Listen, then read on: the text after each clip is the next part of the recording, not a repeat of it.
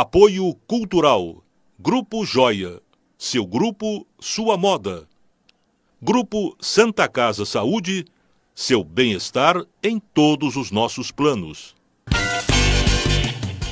Alô, telespectador da TV Barretos, seja bem-vindo ao programa Quero Saber. O programa Quero Saber é feito com muito carinho para o seu conhecimento e entretenimento. Esta é a proposta de nosso programa. Primeiramente, vamos abrir espaço para os nossos apoiadores culturais e depois apresentaremos o nosso convidado de hoje.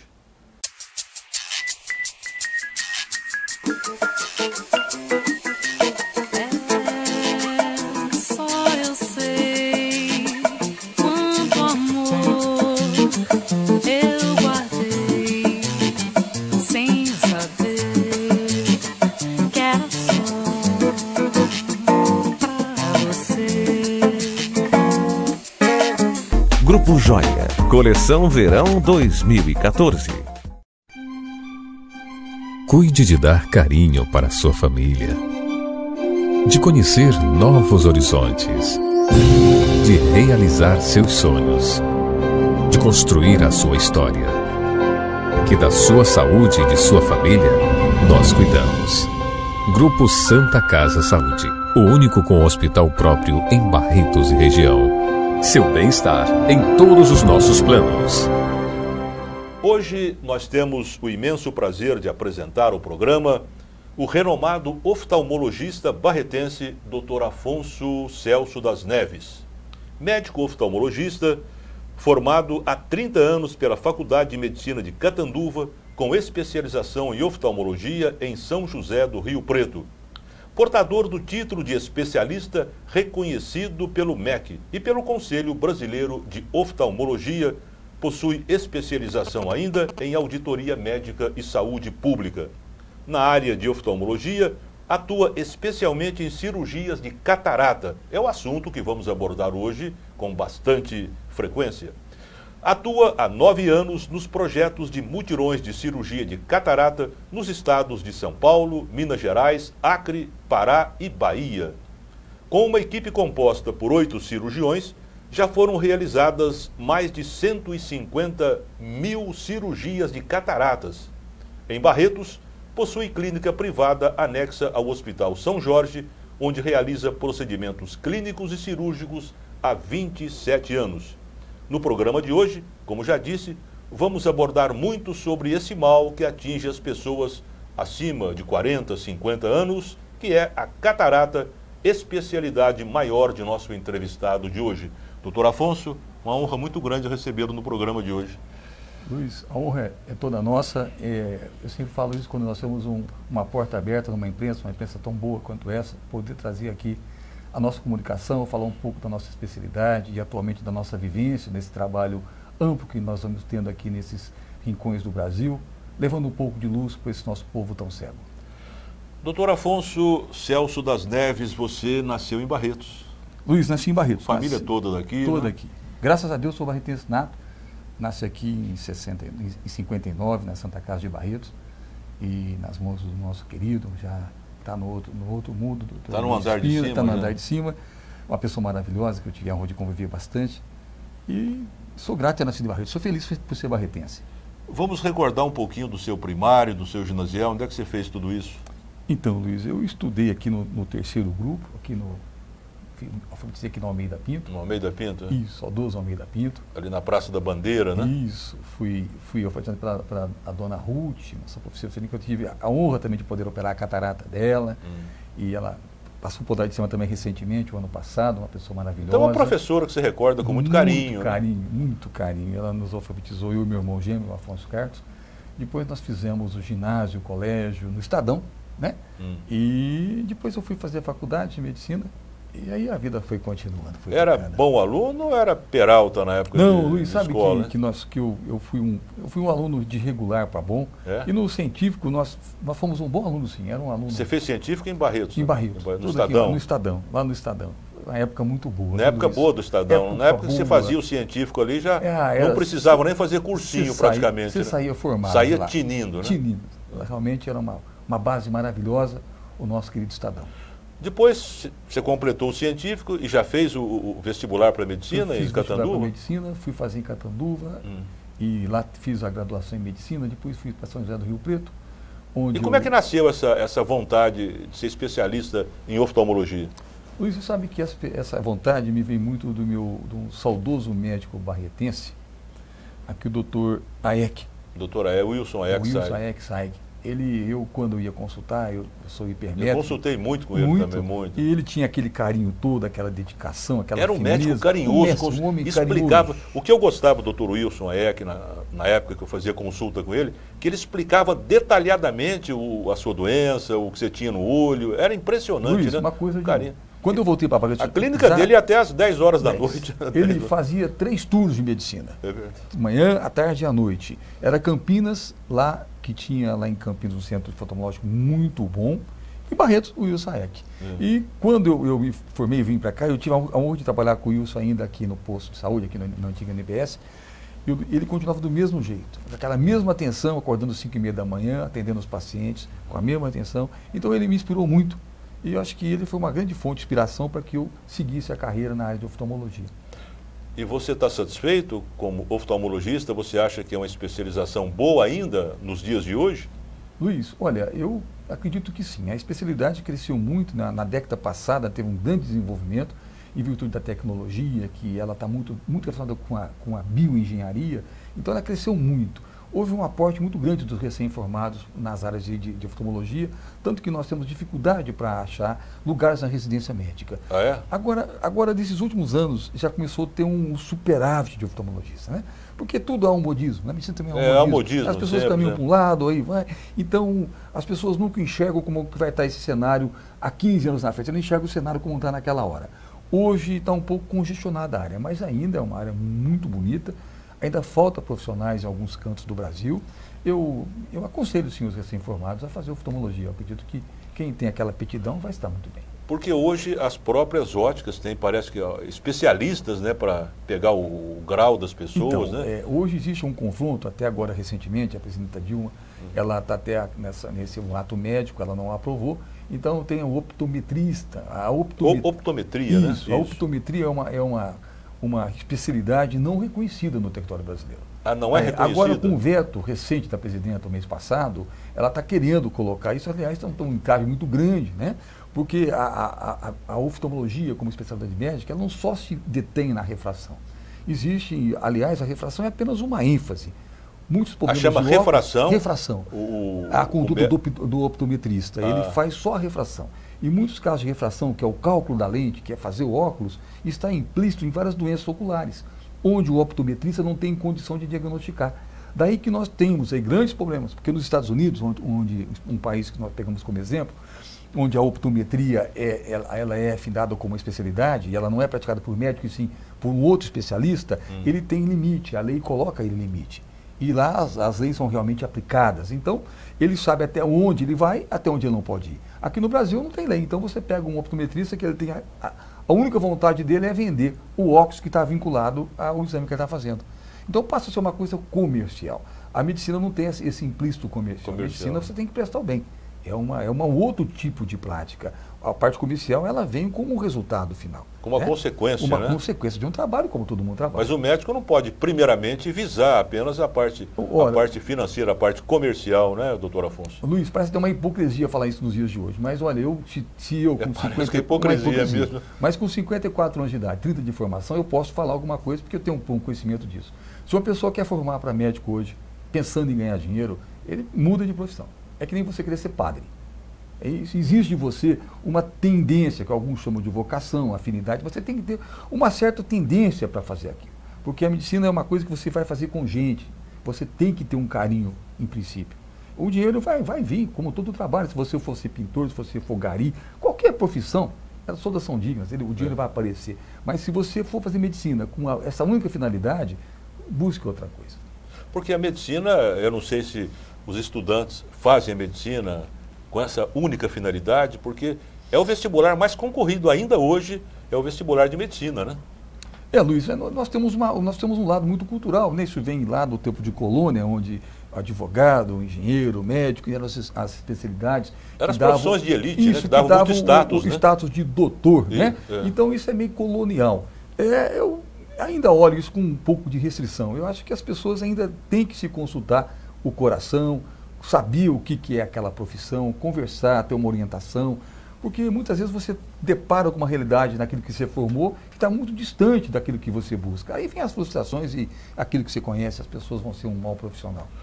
Bem, você completou o curso em Catanduva, fez a especialização em São José do Rio Preto e parou aí e veio para Barretos. Isso, Luiz. Eu voltei para Barretos e comecei aqui, vim aqui para o Hospital São Jorge, tive um convite muito bom do Dr. Web Rezec, e ali comecei a clinicar e trabalhei também no posto de saúde antigo INPS, sou concursado lá no INPS, no posto de saúde. Isso aqui é criar aquele caminho que eu acho que a maioria dos médicos que aqui estão, principalmente na época que eu cheguei, faziam a mesma coisa. Doutor Afonso, vamos começar então a abordar esse assunto tão importante na sua especialização de oftalmologia, né? Seria uma subespecialização, podemos assim chamar, né? Porque a sua especialização Totalmente. é oftalmologia, né? É. E a catarata é uma especialização dentro da especialização da oftalmologia. A catarata é um mal que é acometido a partir de quantos anos a pessoa já começa a poder pegar essa doença tão grave, bem dizer, né? Então, Luiz, a catarata, na verdade, ela é classificada pelo Código de Tratamento de Doença como uma patologia, uma doença. Mas, na verdade, ela é uma consequência do nosso envelhecimento. Então, a catarata, você vai ter uma catarata no decorrer da vida. Nós chamamos isso de Todo mundo vai ter catarata? Luiz, todo mundo vai ter catarata. Um certo grau de opacificação do cristalino, que é a lente do olho, que quando fica mais opaca, chama catarata, todo mundo vai ter. Não tem ninguém com 90 anos que não tenha catarata? Não, vai ter um certo grau de catarata. Às vezes a pessoa não faz a cirurgia, né? Vai levando. Luiz, as pessoas se acomodam. Então a gente né? tem muito isso. Você, às vezes, você fala assim, nossa, quando eu era criança eu corria, rapaz, agora eu vou correr, eu canso, nem percebo que eu não corro mais. Você acomodou com uma situação. Às vezes você ouvia com tanta facilidade, você fala, nossa, aquele barulho eu não ouço mais. Assim é a visão. Você acomoda e você não tem outro parâmetro para você poder comparar. Quando a gente, às vezes, vai operar um paciente, você opera um olho, e ele achava que ele enxergava muito bem. Ele fala, nossa, doutor, agora eu vi o quanto que eu não enxergava, porque o outro aqui está uma porcaria. Então, os parâmetros são muito relativos. Daí que nós classificamos a visão em quantidade e na qualidade, como quanto você enxerga e como você está enxergando. Então, esses dois parâmetros, ele abrange quase que totalmente aquilo que o paciente, você vai buscar do cliente, o que ele quer. Então ele vai chegar no seu consultório e falar, doutor, eu estou tropeçando, olha, minha visão está meio opaca, minha visão está nebulosa, minha visão está embaçada, está enuviada. Você vai pesquisar, você vai fazer os exames clínicos, você vai ver uma catarata. Esse paciente é um candidato à cirurgia.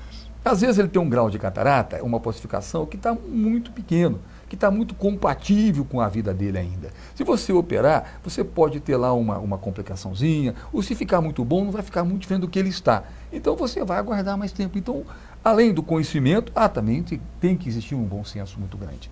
Doutor Afonso, estamos apenas começando o programa, nós vamos abordar mais essa questão da catarata, mas eu peço licença para abrir espaço aos nossos apoiadores culturais e voltamos em seguida, hoje trazendo o oftalmologista Dr. Afonso Celso das Neves.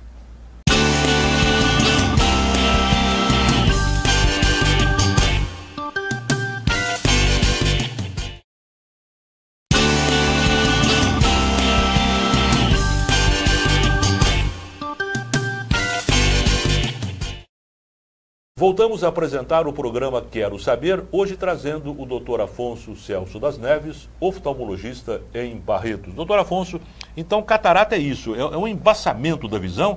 E qual é a definição técnica mais apropriada para o caso? Então a definição técnica, a catarata seria uma patologia onde há uma perda da visão relacionada com a opacificação do cristalino. Os sintomas da catarata geralmente, basicamente são esses, a pessoa começa a ter uma visão embaçada. Ele perde a definição para cor, ele perde a definição para forma e às vezes até com o adiantar dessa patologia, ele até tira o dia a dia dele, não consegue nem deambular, exercer a sua atividade, exercer... O óculos não resolve o problema, né? Luiz, não, porque o óculos ele vai apenas tentar o quê? Levar uma imagem boa para o fundo do olho, para a retina. Mas se no meio entre o óculos e a retina existe a opacificação, É como eu pegar uma lanterna e querer que ele atravesse uma porta fechada. Eu tenho que abrir a porta. Uma bela explicação. Então você tem que fazer com que a luz penetre no olho e a retina faça toda a transformação daquele impulso luminoso no impulso nervoso que você vai migrar para o cérebro e daí acontece o fenômeno da visão. Qual é a idade mais comum que o cidadão começa a ter problemas com a catarata? Luiz, a sexta década e meia. A partir dos 60 anos você começa a ter, a gente chama de catarata senil. 90% das cataratas sim incluem ali. O cliente 60, mas com 60, 40, 50 ele pode ter também. Nós temos as cataratas metabólicas que vêm devido a patologias como o diabetes, nós temos cataratas traumáticas, né? Nós temos cataratas, o diabetes também ocasiona catarata? O diabetes é uma grande causa de catarata, Luiz. Ela favorece muito o metabolismo. Que doença é essa? O diabetes é uma doença silenciosa, né? Mas extremamente maléfica. Né? Ela te engana, te envolve, quando você vê, você está possuído por ela. Agora, outra causa também de catarata muito comum em mais jovens, Luiz, são a medicação. Principalmente o uso de corticosteroide, tanto na forma tópica quanto na forma de uso sistêmico. Dá uma explicação. A pessoa, por exemplo, que tem uma doença reumática, ele tem um reumatismo, então ele começa a usar remédios que são anti-inflamatórios. E entre anti-inflamatórios existe o corticosteroide, que é o hormonal mais forte que nós podemos usar, que melhora realmente a sintomatologia.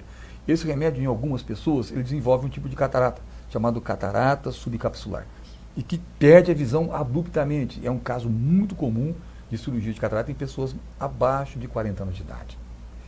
Nós temos essas são as causas mais comuns que tem, Luiz. Às vezes algumas causas profissionais, pescadores, pessoas que ficam muito expostas à radiação ultravioleta, né? E em alguns casos profissionais, como pessoa que mexe com solda, eles podem ter mais cedo uma catarata. Tem mais causas que predispõem ao aparecimento da catarata? Ô, Luiz, basicamente são essas causas. Hoje existe outras evidências científicas de algumas exposições em algum meio de trabalho, mas as causas mais comuns seriam isso, exposição à raio ultravioleta. Quais são os sintomas mais comuns que a pessoa já começa a sentir, já começa a perceber que alguma coisa está errada, né? E começa a aparecer a famosa catarata? Um sinal muito comum que às vezes passa percebido, a pessoa começa a achar que os ambientes mais claros começam a ficar um pouco mais escuros, começa a achar que as luzes estão mais fracas. E ele começa... Está num ambiente como esse, claro, começa já... a achar mais escuro. Um pouquinho, a luz está ali um pouquinho do sintoma. A luz não está boa. A luz não está boa como já põe a culpa na luz, né? Acha que a força de luz está ruim. Está ruim, né? Quando olha um amigo no outro lado da rua, já começa a perder as definições do face da pessoa, começa a ficar um pouco borrada. Esse também é um sintoma muito comum. E aí a pessoa vai percebendo que, fala, nossa, é uma coisa que eu vi, não estou enxergando mais. Depois começa no estado um pouquinho mais avançado, é a nebulosidade. Tem uma fumaça aqui, doutor, que me atrapalha demais. Esse é o sinal clássico. A fumaça é o sinal clássico? A fumaça é o sinal. Porque quer dizer, enxergou fumaça, Luiz, o negócio então tem que consultar, aborrece, né? E aborrece o cara. O cara fica aborrecido e fala, agora não tem mais jeito, agora olha para a pessoa, vejo uma nuvem na frente, está todo mundo enuviado. Aí tem que fazer a cirurgia. Me conta uma coisa, doutor Afonso, abaixo de 40, com 30, 20 anos, pode aparecer a catarata? Pode, Luiz. Tem pessoas que praticam muito esporte de contato, futebol, por exemplo. Pessoas que cabeceam muito, às vezes cabeceava bola, o cara batia a bola no olho. A gente vê esse pessoal cabecear cada... Demais, Luiz. Forte, né? Hoje as bolas estão mais levinhas, mas nós temos que ter aquelas bolas de capotão pesado, dura, bola de futebol de salão, você lembra disso? Você lembra? Tortava o pé quando chutava. O cara metia a cabeça naquilo, o olho, ele fazia uma concusão, ele chacoalhava com força. Então aquelas ondas que o olho fazia, acaba com o passar do tempo gerando uma catarata. Então isso é muito comum. Você pega um paciente jovem, você bateu, teve acidente automobilístico? Não tem. Aí fala, doutor, eu cabeceava demais, joguei bola demais. Vai ver, era o tal do futebol, de cabecear. E isso encontramos bastante. E outras causas também de acidente, né, Luiz? Às vezes a pessoa tem uma tendência já, hoje existe um estudo para atender uma causa genética de catarata, né? Existe hoje uma predisposição, a gente observa em pacientes mais jovens, o pai também teve mais jovem catarata, a mãe também. Existe também um lado aí hereditário na catarata. Sei. E quando operar a catarata? Veja o seguinte, uma senhora que ficou sabendo que você vinha ao programa, pediu que eu lhe fizesse a seguinte pergunta. A catarata tem uns 60 anos, 61, parece, e a catarata está no início. Um médico que ela foi consultar disse que ela precisava operar. Outro médico falou que não, está no começo, dá para aguentar muito tempo. Como é que é essa história? Quando definir isso aí? Um médico fala uma coisa, outro médico fala outra. Como é que faz para resolver o problema? Então, Luiz, isso hoje passou a ser até umas dúvidas de consultório normal. Hoje no dia a dia normal, isso acontece demais. Porque, Luiz, nós estamos vivendo uma época de muita tecnologia. Então, hoje, o procedimento para operar a técnica cirúrgica, chamado facoemulsificação, para quem domina bem essa técnica, ele tem um resultado muito bom. Mas nós nunca podemos esquecer que existem as complicações. Né? Você pode ser o melhor piloto de automóvel, você pode ter um acidente, você está indo para sua casa, você pode bater a cabeça na porta do carro e morre dentro do carro. As coisas acontecem. Então, é onde que eu digo, você tem que associar a sua técnica, os seus resultados e correlacionar com o estado do cliente. Se o cara chega lá com a catarata e ele fala assim, doutor, eu estou me sentindo muito bem. As minhas atividades diárias eu faço plenamente. Meu jornal eu estou lendo, a minha televisão eu leio, eu vejo até lá o cabelo branco do apresentador, eu vejo até a maquiagem que está usando o artista. Por que eu vou mexer no desse cliente? Por quê? Porque por mais que eu melhore... Cada caso é um caso. Né? Eu não vou dar a ela tudo aquilo que a natureza deu. Então eu vou ter que esperar ela chegar falando, agora o trem piorou. Piorou, né? Agora eu não vejo mais a cara do artista. Aí, Luiz, você vai ficar... Eu estou começando a ver fumaça. Eu vou deixar ela muito mais satisfeita, porque eu vou retornar, eu vou dar a ela um ganho verdadeiro. Sim.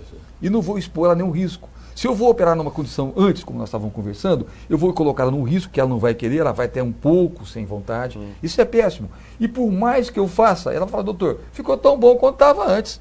Quer dizer, fiquei no 0 a 0. Né? Ficou no 0 a 0. Né? Então, eu acho que o bom senso para o profissional, ele tem que ser imperioso, como tudo na vida. A medicina, o que fala é o bom senso. Por causa disso que tempo de medicina é muito importante. Você vivenciar. Você a experiência, né? A experiência que tem na sua profissão, na nossa. Eu acho que ela realmente é o mártir de tudo. A mãe de tudo é a experiência. É por isso que o médico não pode colocar a parte financeira em primeiro plano. Ele tem que analisar primeiro. Muitas vezes não é para operar, não é para fazer cirurgia, né? Aí que é a questão, né? Aí que está o problema. Você vê em países muito desenvolvidos como a Inglaterra, os Estados Unidos, onde a medicina é muito levada a sério, você não vai encontrar cirurgiões em algumas áreas, como oftalmologia, neurocirurgia, neurooftalmologia, que é médicos que tenham menos que 35, 37 anos de idade. Eles não vão trabalhar. Eles podem ter até uma formação, mas não ter a maturidade para assumir aquilo ali. Então, é muito importante ter maturidade para exercer a profissão da medicina. As pessoas muito jovens que não sabem, que não têm estrada, ele tem a técnica, ele tem a tecnologia, mas ele esquece que medicina não é matemática, a medicina não é cartesiana. Na medicina, 1 mais 1, às vezes, pode ser 4. É verdade. Então, o cartesianismo da matemática não se aplica na medicina. Viu? O médico, ele trata com pessoas, trata com gente, trata com almas. É importante que ele tenha essa consideração, essa responsabilidade social em primeiro plano, né, doutor Afonso? Então, Luiz, isso seria o ideal, né? O que a gente pediria hoje para quando agora surgiu esse programa aí dos Mais Médicos e aí vem em discussão o que é ser médico, né? O ideal seria isso, você ter uma pessoa capacitada e primeiramente que goste de gente e que entenda que está lidando com gente. A hora que você entender essa coisa tão simples, muda totalmente sua plataforma de trabalhar. Você pode ir para o lugar mais longínquo do país, ter ferramentas piores do mundo na sua mão, você ter lá uma lanterna, ter lá um esfingmanômetro para medir a pressão, e você pode ser excelente profissional. Desde que você tenha ouvido para ouvir, né, tenha tato para você achar as doenças, e tenha boca para você poder falar. É o que não está acontecendo hoje. Hoje nós temos médicos formados com uma formação extremamente dificultosa, porque as faculdades estavam interessadas no dinheiro que o pai daquele profissional ia deixar lá na faculdade, elas tinham que pagar as contas dela. O que ela menos preocupou foi no quê? Na formação humana. Formação humana. Em fazer, falar, rapaz, você não vai consertar computador, você vai ter que consertar gente. É gente, né? Então está faltando essa coisa tão simples, está tendo aí uma miopia para isso aí, as pessoas estão cegas. Qual é a técnica para se fazer uma cirurgia de catarata? Existe uma técnica só, várias técnicas? Como é que é isso? Luiz, existe sim. Hoje a cirurgia moderna da catarata ela se faz através de um aparelho chamado facoemulsificador. Esse aparelho é um aparelho muito simples, que muitas vezes é confundido. Faco, como é que chama? É facoemulsificador. É faco porque ele ele corta, ele quebra. Emulsifica porque ele vai sugar. Então, nada mais é do que o quê? Uma microponteira de ultrassom, que as pessoas confundem com laser, porque hoje tudo que é novo é laser, né? Mas na verdade não é laser, é ultrassom.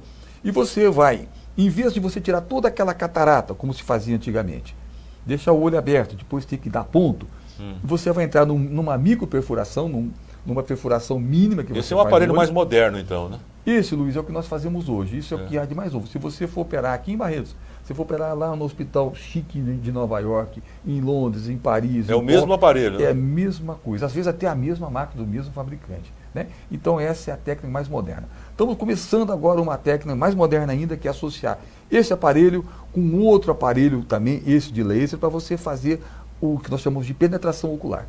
Mas já estamos aí numa fase mais adiantada, ainda não estamos usando isso de forma comercial. Existem no Brasil uns 6 lugares que estão começando a fazer, mas não conseguimos ainda dar agilidade nessa técnica. O que se usa é a técnica de facoemulsificação, que é uma técnica já consagrada, ela tem em si 30 anos, mas ela tem 12 anos que nós estamos assim afundando nessa técnica. Muito bem, vamos abrir espaço novamente para os nossos apoiadores culturais. E já nós voltamos com o oftalmologista Dr. Afonso Celso das Neves.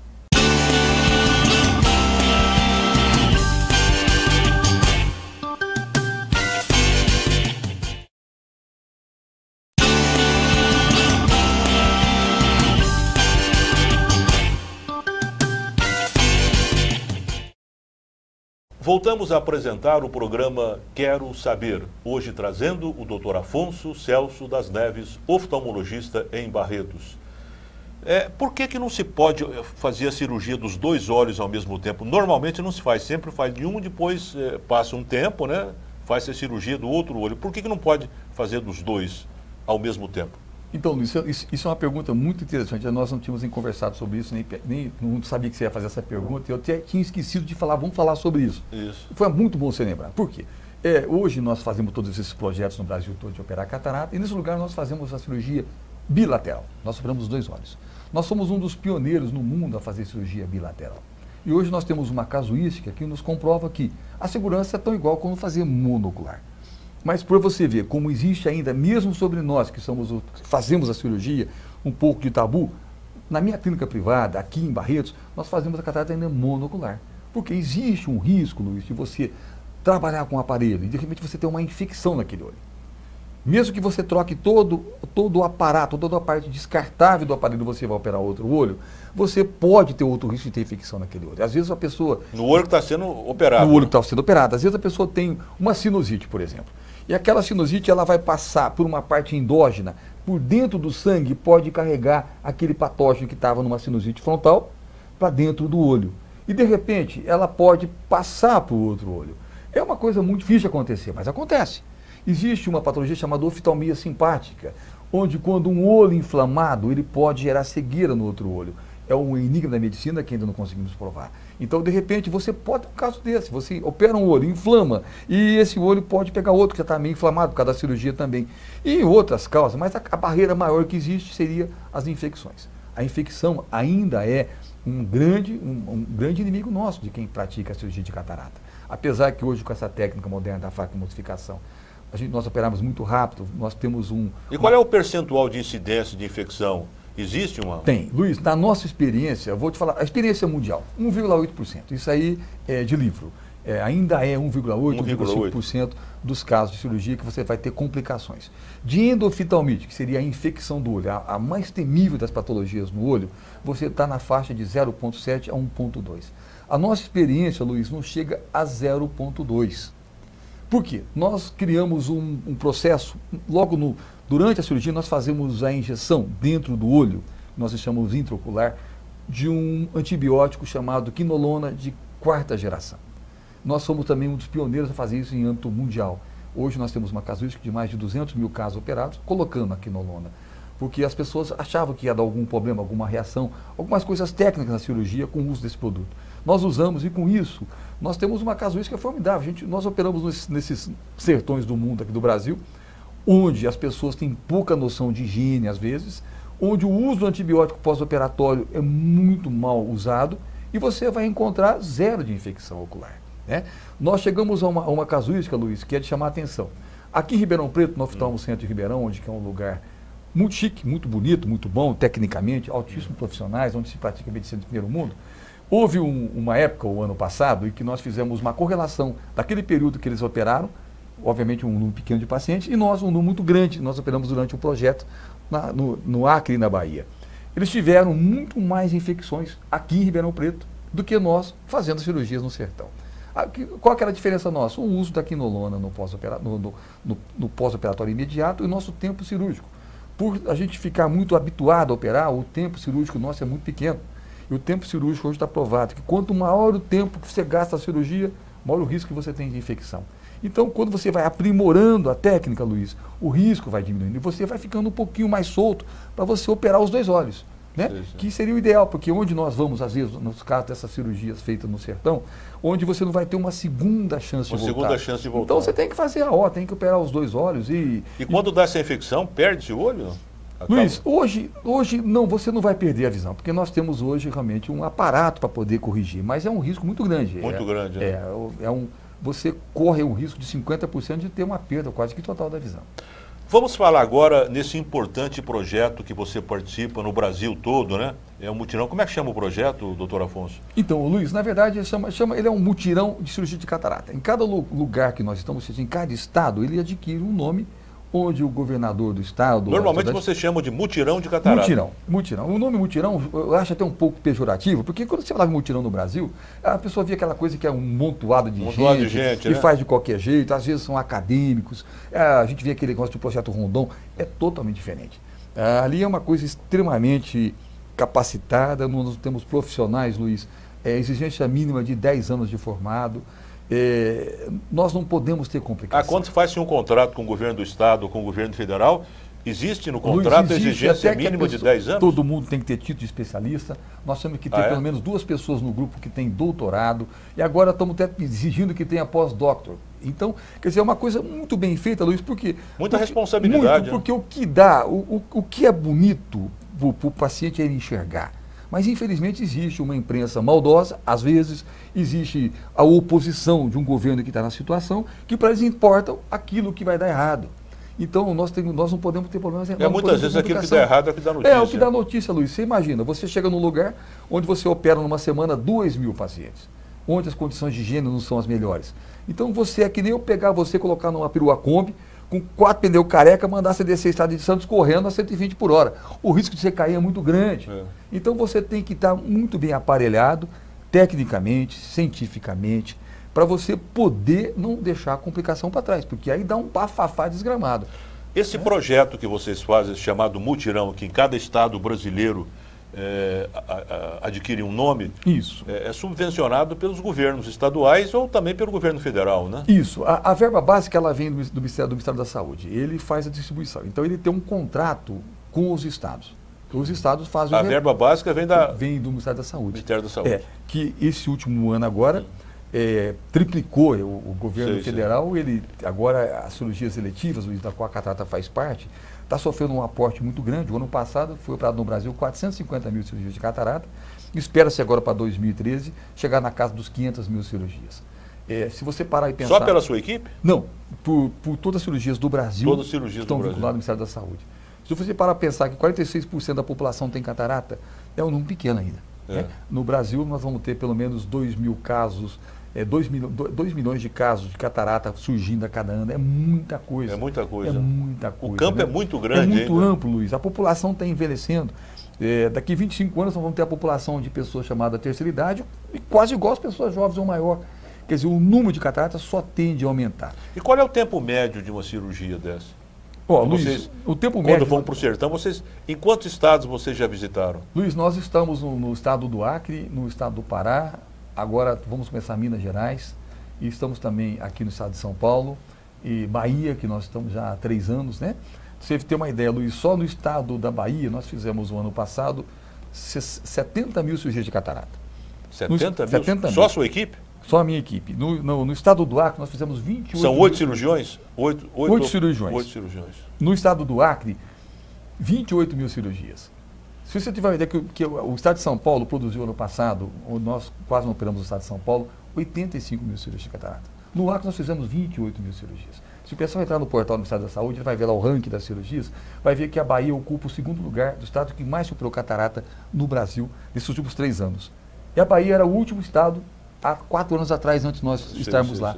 Então, realmente, você percebe onde tem os grupos operando, o número de catarata vai aumentando, o número de cirurgias aumenta. Agora, quando não tem gente operando, Luiz, é uma lástima. Os estados aí, você tem estados aí no Brasil que, infelizmente, não tem ninguém que faz. Não tem ninguém que faz. E tem né? muita gente cega. E qual é o tempo de cirurgia? Qual é o tempo para... Porque é muita gente, uma fila muito grande, né? Então, Luiz, nós somos aprendendo a trabalhar com multidões. Então, hoje nós chegamos a fazer hoje nós temos uma chamada carreta de cirurgia. Tem umas carretas que são montadas de uma forma muito ergométrica. Vamos começar a mostrar umas fotos aqui para que o telespectador possa entender, né? Então, essas carretas... Aqui, a primeira foto que nós estamos mostrando, então, isso aqui mais ou menos esse é um mutirão onde você vai ver que você vai encontrar aí toda uma área de acolhimento do paciente, ele é acolhido, ele passa por todos os exames pré-operatórios. É uma área de acolhimento. Uma área de acolhimento. Então ele é atendido, ele é submetido a uma avaliação com um oftalmologista geral, e ele vai passar também para os exames pré-operatórios em oftalmologia, se for necessário até também com um clínico geral, com um anestesista. Após todos esses exames que são feitos de uma forma com uma ergometria, Luiz, existe uma engenharia ali dentro para que as coisas evoluam de tal maneira que você nem percebe, aquela multidão vai caminhando que nem uma procissão. Quando você viu, todo mundo passou. Todo mundo? Todo mundo. Aquela pessoa que Aquela multidão opera no mesmo dia? Luiz, nós chegamos a fazer a média de 350 cirurgias por dia em 3 cirurgiões. Houve estados onde nós... Enquanto tiver fila, vocês fazem a cirurgia? Nossa média de cirurgia na carreta são 350 cirurgias dias. Distribui senha, alguma coisa? Ou, não, ou vai entrando na fila e... Nós estávamos agora, essa última semana passada, em Bom Jesus da Lapa, aqui no Oeste Baiano, e lá a fila era muito grande. Infelizmente, nós tínhamos que deixar senha por outros dias e tal, porque é muita gente, né, Luiz? Gente, né? Mas sabe que no final, depois de 7, 8 dias, a gente acaba atendendo todo mundo, acaba constando todo mundo e operando toda a demanda que existe. Vamos mostrar uma outra foto aqui para que o telespectador possa saber então, o antes e o depois da catarata. Essa foto é muito interessante porque aquilo que nós conversamos no início do programa, isso é o tipo de uma visão que a gente chama da visão enuviada. Você vai ver que o paciente, o cliente, quando tem uma catarata... Essa que é a fumaça, bem a visão fica borrada. Fica borrada, né? A gente vê. Tem uma visão sem catarata, que é a visão clara, né? E a visão outra com catarata. Borrada. Esse borrão aí é a catarata. Ah, sei. E vamos continuando mostrando as fotos aqui. Então, Luiz, essa foto agora... também é muito interessante, porque ela vai demonstrar ali onde está a seta, um cristalino normal, onde que é o cristalino. Aquilo ali é a lente natural do olho. E essa lente, quando ela envelhece, ela é substituída por uma lente intraocular. Essa lente intraocular é o que é feito no final da cirurgia de catarata.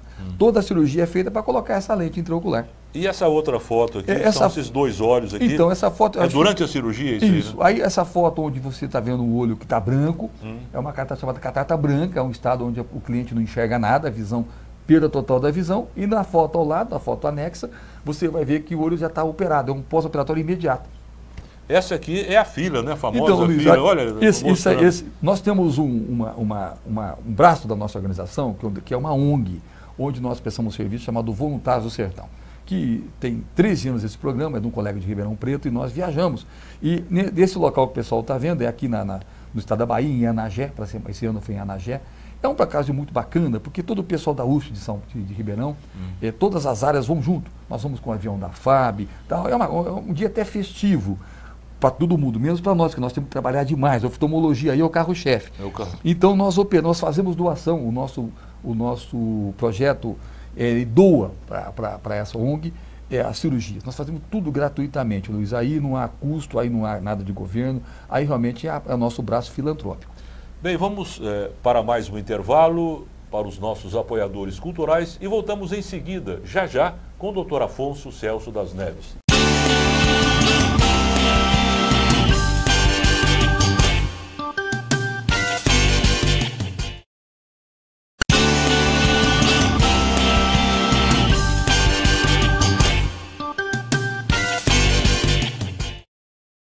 Voltamos a apresentar o programa Quero Saber, hoje trazendo o oftalmologista Dr. Afonso Celso das Neves. Vamos continuar mostrando fotos, né, para que o telespectador possa ver o trabalho nacional que vocês fazem, um trabalho extraordinário, um trabalho de grande alcance social. Com Vamos certeza. mais uma foto. Essa foto aqui, doutor Afonso, parece que tem uns índios aqui, Então, né? essa foto foi lá no Acre, no estado do Acre, lá em Rio Branco, nós tivemos a honra de operar um dos poucos pajés que ainda existe no Brasil. Esse baixinho aqui é o Esse pajé, baixinho, né? o pajé, Baixinho, ele pajé. é todo pintadinho, Ele maquiado. é o chefe, né? Ele é o chefe de uma das tribos que tem lá tá cheio de tribo indígena. E lá, como tem muita fumaça mesmo, eu não sabia se ele era não catarata ou não, né? Tentou curar com a pagelança, mas não funcionou. Aí acabou operando. Ele falou, estou vendo mais fumaça, doutor. O que está acontecendo? Então, e lá no Pará, tinha uma coisa lá no Acre, uma coisa muito engraçada. Lá, você atravessava a fronteira para Bolívia ou para o Peru, cheio de médicos cubanos. O que tinha de cego lá, rapaz, o que esses caras cubanos deixavam de nego cego, nós tivemos que consertar. É coisa de louco, Luiz. Esse que o ministro quer trazer para cá. Bom, aqui já é a parte... Isso é dentro da carreta, né? Carreta clínica, o colega fazendo uma avaliação. Essa carreta é completa, o consultório é pequeno, mas ele é confortável e tem tudo que tem um consultório normal. Vamos a uma outra foto aqui. Essa aqui já... seria uma... Aí nós chegando aqui na ilha de Marajó, Luiz, ficamos 15 dias na ilha de Marajó, fizemos toda a ilha, um serviço maravilhoso, aí tudo com balsa, porque lá o transporte é marítimo. E aqui essa foto aqui, doutor Afonso? Aí, Luiz, no fundo você vê o rio Maracanã, nós estávamos numa cidade no meio da floresta, lá no Guanã, na região do Alto Pará, muito bonito. Sei.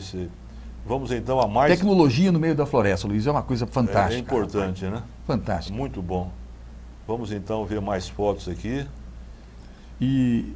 Aqui é a carreta, né? Então, essa aqui é a carreta, a área externa da carreta. A área externa da carreta, ela é muito confortável, tem elevador para levantar as pessoas. Tem até dormitório para vocês? Não tem dormitório. Nós temos que arrumar nas redes. E a carreta parece grande aqui, muito né? grande, temos várias carretas, e o que é importante dentro dela é fantástico. O que tem aí de tecnologia é de chamar a atenção. Uma carreta dessa é costumamos. Essa aqui é uma outra visão da carreta, é a mesma carreta. Então, né? isso aí, no outro ângulo, né? Isso, Luiz. No outro ângulo. Foi lá no estado do Pará também, as que nós estávamos recentemente com algumas delas. Aí aqui, é no interior da carreta. É o interior da carreta, os médicos operando. Isso, assim que nós operamos, é composto por 3 cirurgiões, cada cirurgião tem uma ilha. É uma sala só? É uma sala com 6 mesas cirúrgicas. 6 mesas Cada cirurgião toma conta de 2. De 2 mesas cirúrgicas, chamado de ilha. Mas ele opera 2 ao mesmo tempo? Nós operamos quase assim. Opera uma pessoa, quando acabei eu viro para outra, já opera a outra. Nós operamos uma e a outra, uma e a outra. Uma e a outra? Isto. Maravilha, hein? É a equipe toda reunida, então, né? Nós tivemos a honra de receber aí na Serrinha a visita do ministro da Saúde, do Padilha, aí também está o governador da Bahia, mais secretários. O pessoal fica maravilhado e quer acompanhar sempre a gente. Essa é a foto dos médicos, Isso, né? aí nós estamos aqui, aí também está o governador do Pará, o Jateno, uma pessoa muito simpática, o governador lá do estado do Pará, um cara muito bacana, um grande apoiador nosso. Sei. Essa outra foto aqui também fazendo cirurgia, Isso, essa aqui foi no mutirão aqui em Barretos, aqui dentro da Santa Casa. Foi em Barretos, né? Foi na Santa Casa. Santa Casa, na época, nós chegamos a fazer um pequeno mutirãozinho na Santa Casa, depois fizemos um grande das carretas. Fizemos 2 mutirões em Barretos. Um pequeno na Santa Casa, depois fizemos um grande aqui nas carretas. Aqui na Praça Francisco Barreto? Não, lá no Rochão. Foi lá no Rochão? Lá no Rochão. E tem previsão para voltar em Barretos? Queremos fazer agora em novembro, se Deus quiser. Em novembro? Porque tem muita gente perguntando, né? Muita gente na expectativa, né? Tá, Luiz, nós temos que fazer em novembro. Olha aqui aí também outro braço, o nosso braço também filantrópico da nossa organização, aí junto com o Frei Hans e o Nelson, fundadores da Fazenda da Esperança, pessoas maravilhosas. Esse aqui é o Nelson, fundador. O Nelson e o Frei Hans. Nós e o casal, né?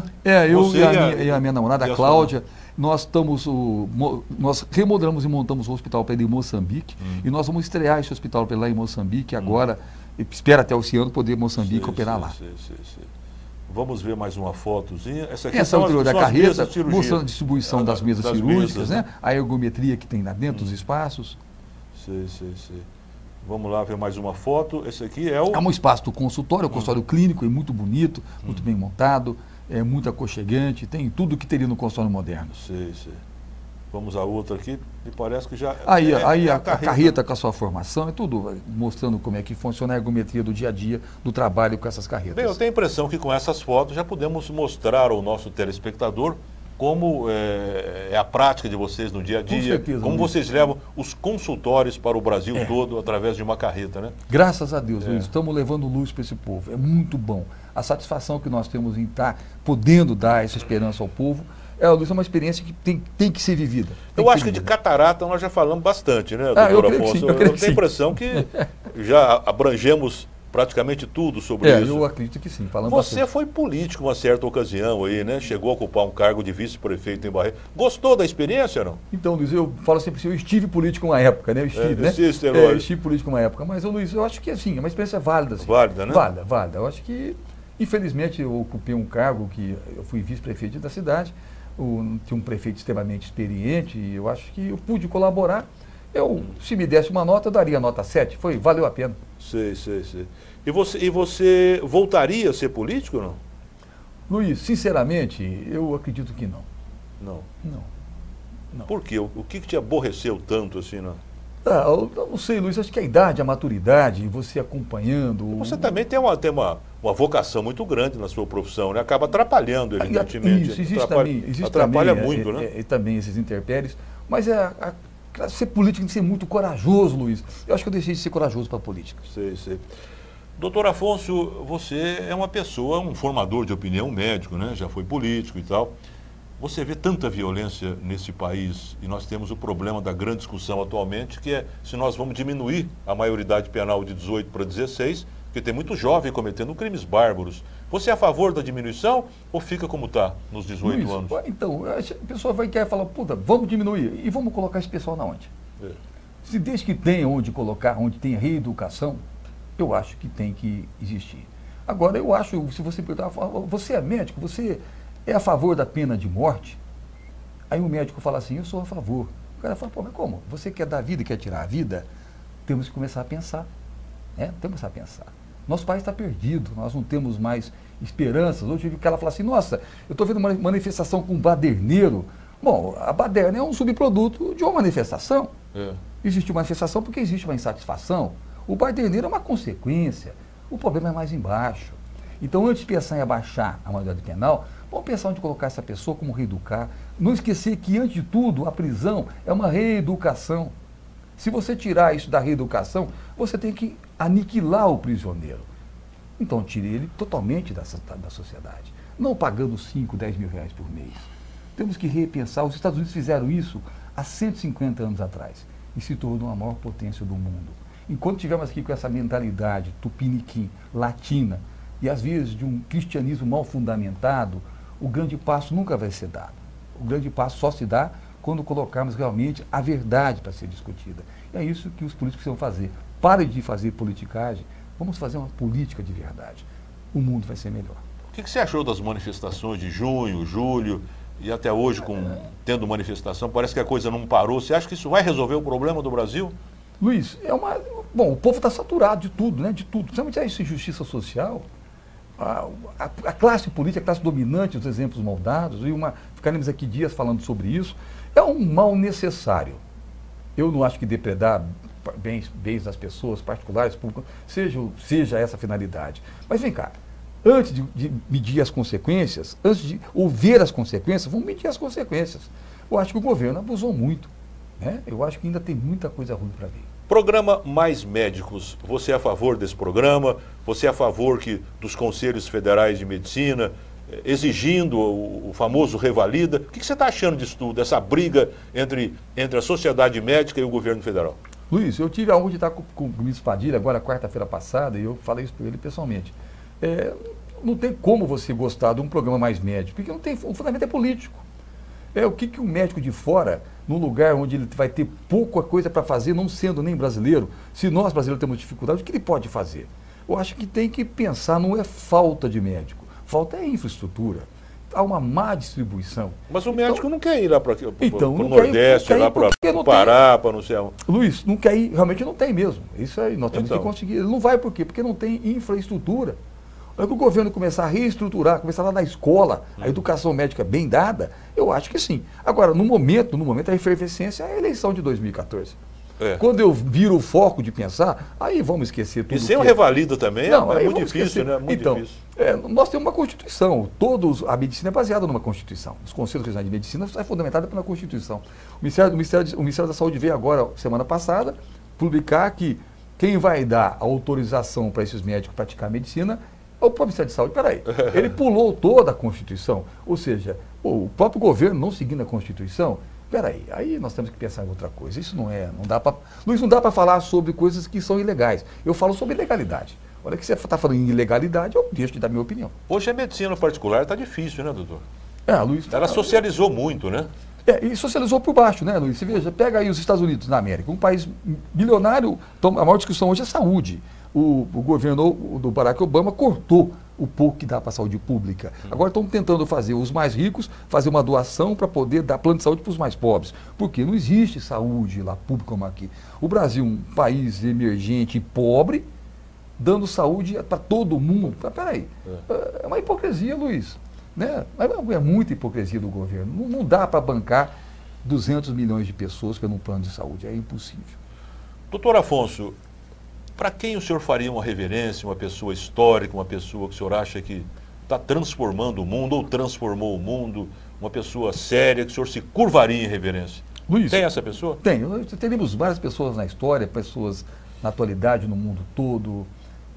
Tem aquela garotinha agora, a Malala, que saiu aí na revista Veja. Pessoas maravilhosas, mas eu quero ver aqui no Brasil a transformação. Eu acredito muito numa pessoa que... Eu acho essas pessoas que vencem barreiras, vêm vencendo, lutando, batalhando, e para chegar onde chegou e coloca com o seu ponto de vista, o Joaquim Barbosa, o presidente do Supremo Tribunal Federal. Muito bem. O primeiro negro a ocupar esse cargo, uma vida batalhosa, um homem que nasceu lá no interior de Minas Gerais e fala fluentemente 4 idiomas e coloca a sua verdade. É óbvio que ele também tem suas falhas, seus erros, mas tem demonstrado que existe uma luz no fundo do túnel. E a juventude tem que se espelhar nisso, né? Espelhar nisso, não nesses maus exemplos que tem, mas um exemplo bom como o do Joaquim Barbosa. Para ele, eu acho que eu tiraria um chapéu. Doutor Afonso, foi uma honra recebê-lo no programa. Que programa muito bom, viu? Eu acho que pudemos levar ao conhecimento do telespectador muitas coisas importantes e sérias para alertar quem está com uma visão enfumaçada aí. Vamos procurar o médico, né? Ô Luiz, muito obrigado. Eu que agradeço essa oportunidade. É muito bom estar no programa como o seu, que nós vamos ter aqui uma audiência fantástica e poder transmitir um pouco desse conhecimento da nossa vivência, levar um pouco do nosso trabalho, para não mostrar o que faz, mas para incentivar as pessoas a fazer alguma coisa. Eu acho que o mais importante do que fazer, Luiz, é incentivar e dar um exemplo. É aí que está a semente da vida. É tacar para trás o seu exemplo e ver ela germinar. Porque você não é eterno, mas os que virão farão uma eternidade. Muito obrigado de coração. Muito obrigado a você. E vamos à nossa mensagem poética final do programa. Hoje nós vamos trazer alguma coisa de Vinícius de Moraes, o grande poeta brasileiro. Hoje faria, esse ano, está fazendo 100 anos se estivesse vivo, né? Como dizia o poeta, é uma letra musical, uma letra de música. Quem já passou por essa vida e não viveu, pode ser mais, mas sabe menos do que eu. Porque a vida só se dá para quem se deu, para quem amou, para quem chorou, para quem sofreu. Ah, quem nunca curtiu uma paixão, nunca vai ter nada, não. Não há mal pior do que a descrença. Mesmo o amor que não compensa é melhor que a solidão. Abre os teus braços, meu irmão, deixa cair. Para que somar se a gente pode dividir? Eu, francamente, já não quero nem saber de quem não vai porque tem medo de sofrer. Ai, de quem não rasga o coração, esse não vai ter perdão. Muito obrigado, telespectador da TV Barretos. Muito obrigado mais uma vez ao Dr. Afonso das Neves. E até o próximo programa, se Deus quiser. Apoio Cultural. Grupo Joia. Seu grupo, sua moda. Grupo Santa Casa Saúde. Seu bem-estar em todos os nossos planos.